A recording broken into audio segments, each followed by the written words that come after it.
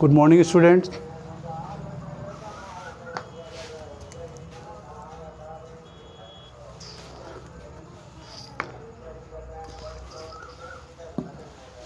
जैसा कि हमने आपको बताया था कि कोरोना संक्रमण काल में आप सभी लोग सुरक्षित रहते हुए अपने अध्ययन को सुचारू रूप से संपादित कर रहे होंगे। आज के वीडियो में हम लोग कबीर के दूसरे पद की व्याख्या पढ़ेंगे। पद कुछ इस प्रकार है, संतो देखत जग बउराना। आइए कवि ने किस प्रकार इस, जैसा कि मैंने आपको बताया था कि संत कवि कबीरदास का जन्म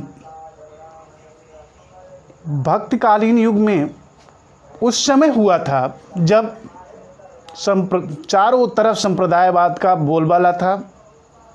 सभी लोग अपने अपने धर्मों को बड़ा बता रहे थे। हिंदू अपने धर्म को बड़ा बताते थे तो वहीं मुस्लिम अपने धर्म को बड़ा बताते थे। इस प्रकार लोग धर्म के नाम पर एक दूसरे से लड़ते रहते थे। वे धर्म के मूल तत्व को भूल गए थे।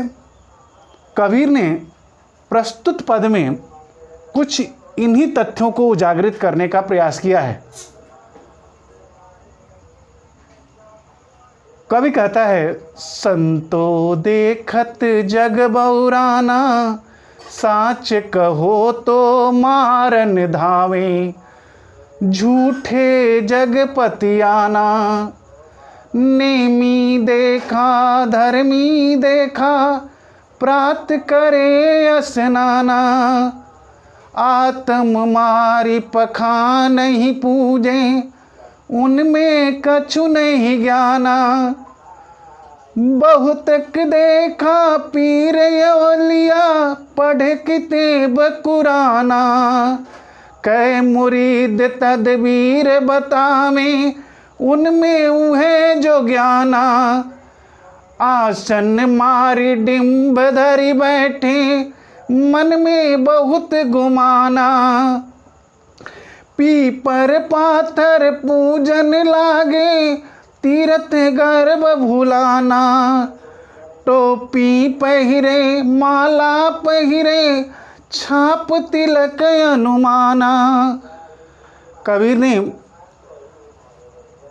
प्रस्तुत पद के माध्यम से यह बताने का प्रयास किया है कि हमें हमेशा बाह्य आडंबरों से बचने का प्रयास करना चाहिए। कवि ने बाह्य आडंबरों पर कठोर प्रहार कर सहज साधना पर बल दिया है। जैसा कि कवि कहता है कि संतो देखत जग बउराना। कवि कबीरदास जी कहते हैं कि साधुओं देखो, संसार के लोग पागल हो गए हैं। साच कहे तो मारन धावे, झूठे जगपतियाना। अगर मैं उन्हें सच्ची बात कहना चाहता हूँ, बताना चाहता हूँ, तो मुझे मारने के लिए दौड़ते हैं। ये झूठी बातों पर विश्वास किए हुए हैं। अगर मैं इन्हें यह बताता हूँ कि धार्मिक आडंबरों से प्रभु की प्राप्ति नहीं हो सकती, तो वे इस बात पर विश्वास नहीं करते और सदैव आडंबरों से प्रभु को प्राप्त करना चाहते हैं। नेमी देखा धर्मी देखा, प्रात करे स्नाना। मैंने बहुत से धर्म के नियमों का पालन करने वालों को देखा जो सुबह उठ करके नित्य प्रतिदिन स्नान करते हैं, पूजा पाठ करते हैं। आत्म मारी पखा नहीं पूजे, उनमें कछु नहीं ज्ञाना। आत्म तत्व को छोड़ करके, अर्थात आत्म तत्व से क्या आशय है कवि का, कवि कबीरदास जी इस पर विशेष जोर देते हैं कि हमारे आत्मा में ही परमात्मा का वास है। ईश्वर को कहीं खोजने की जरूरत नहीं है। ईश्वर कण कण में व्याप्त है और इसलिए ईश्वर के नाम पर, भगवान के नाम पर, धर्म के नाम पर एक दूसरे से भेदभाव करना सर्वथा अनुचित है। कवि बताना चाहता है कि आत्म मारी पखान नहीं पूजे, उनमें कछु नहीं ज्ञाना। कवि कहता है कि अपने आत्म तत्व को छोड़ करके, वास्तविक स्थिति को छोड़ करके, वास्तविक स्थिति क्या है इस बात पर हम विशेष जोड़ दे लें। वास्तविक स्थिति यह है कि संपूर्ण चराचर जगत में ईश्वर वास है। जैसा कि हमारे संस्कृत ग्रंथों में भी कहा गया, ईशावास्यमिदं सर्वम जगत्याम जगत। इस संसार में कण कण में ईश्वर का वास है। इसलिए जितने भी बायाडंबर से परिपूर्ण संत लोग हैं, वे लोग प्रायः इस बात पे जोर देते हैं कि ईश्वर की प्राप्ति बाह्य आडंबरों से की जा सकती है, पूजा पाठ से, ढोंग के द्वारा, बाह्य आडंबरों के द्वारा की जा सकती है। कबीर कहते हैं नहीं, वे लोग अपने आत्म तत्व को भूल गए हैं और पखाने ही पूजें और आत्म तत्व को छोड़ करके सदैव ही पत्थर की मूर्ति की पूजा करते रहते हैं। कभी कहता है कि बहुतक देखा पीर औलिया पढ़े किताब कुराना। कभी कहता है कि मैंने बहुत से पैगंबरों को जो कुरान जैसे धार्मिक ग्रंथों का अध्ययन करते रहते हैं, उन्हें भी देखा है और वे अपने शिष्यों को प्रभु प्राप्ति का उपाय बताते रहते हैं, लेकिन वस्तुतः उन्हें ईश्वर के वास्तविक स्वरूप का स्वयं ही ज्ञान नहीं है। ऐसे लोग निश्चित ही अज्ञानी हैं। कभी कहता है कि कै मुरीद तदवीर बतावी, उनमें उहे जो ज्ञाना। वे प्रभु प्राप्ति का प्रायः एक दूसरे को उपाय बताते रहते हैं। तदवीर का अर्थ है उपाय। उनमें उहे जो ज्ञाना, उनमें जो ज्ञान है अर्थात प्रभु प्राप्ति का उनमें जो ज्ञान है वही दूसरे को प्रायः बांटने का प्रयास करते हैं। वस्तुतः यह सत्य नहीं है। परमात्मा कण-कण में व्याप्त है, इसलिए ईश्वर के नाम पर किसी भी प्रकार का बाह्य आडंबर नहीं होना चाहिए। कभी कहता है कि आसन मारी डिम्ब हरि बैठी, मन में बहुत गुमाना। आसन मारी डिम्ब कर बैठे, अपने मन में सच्चे भक्त का अभिमान करते हैं और साधु संत लोग ध्यान लगाकर विशेष मुद्रा में बैठे रहते हैं।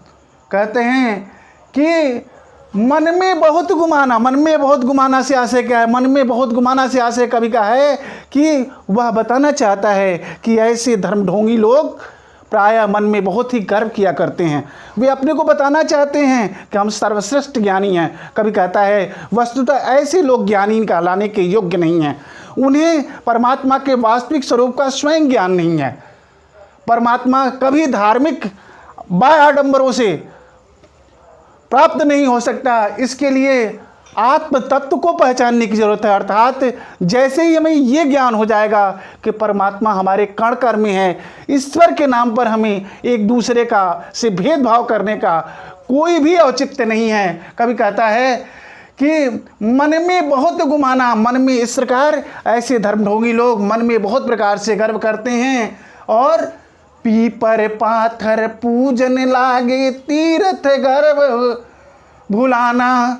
और इस प्रकार ऐसे लोग पीपर, पत्थर इत्यादि की पूजा करते हैं और तीर्थ यात्रा करके गर्व करके स्वयं के वास्तविक स्वरूप को भूल जाते हैं। कभी कहना चाहता है कि वस्तुतः ऐसे लोगों को न तो उस परमात्मा की खुद भी प्राप्ति होती है और न इनके बताए हुए ज्ञान से कभी परमात्मा की प्राप्ति हो सकती है। आगे की पंक्तियों में कभी बताना चाहता है कि टोपी पहिरे, माला पहिरे, छापा तिलक अनुमाना।